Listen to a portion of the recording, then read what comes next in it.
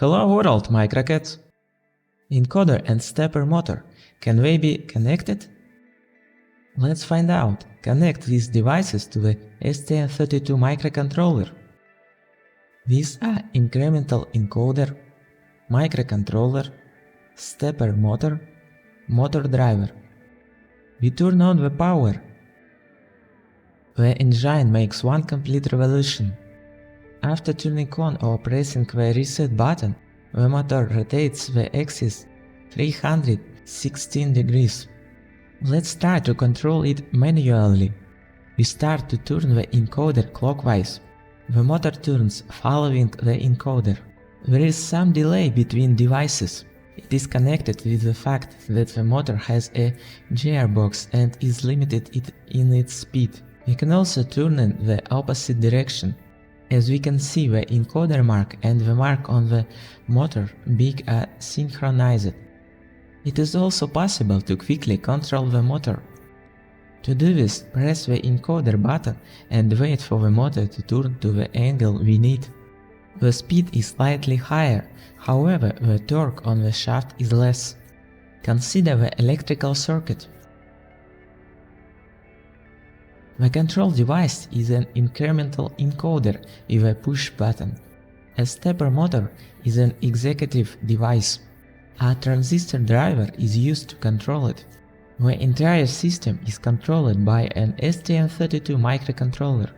Consider the software part. Operation with a stepper motor is based on an 8-stroke control scheme. On its basis, two arrays were created for clockwise and counterclockwise movement. We initialize the pins to the engine in push-pull mode. We set up a timer with a single tick period of 1 microsecond. When turning clockwise, we calculate the number of 8 clock steps. We set the variables to 0. We set a delay in the period of a timer update and start it. When working in an interrupt, we check the flag of the direction of movement. We select the required array for phase control. Depending on the cycle counter, we set certain values for the motor phases. We increase the clock counter each time the timer is updated. The step counter increases after 8 bars. The timers turn off after the required number of steps, which means that the set angle of rotation has been reached. In the main function, we initialize the peripherals. We initialize the encoder object. We initialize the stepper motor object. We indicate the pins to the phases. In an endless loop, we constantly check whether the encoder shaft has rotated.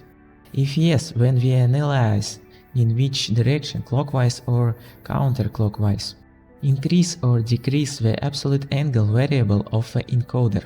Next, we turn the motor 1 degree in one direction or another to track the position of the encoder.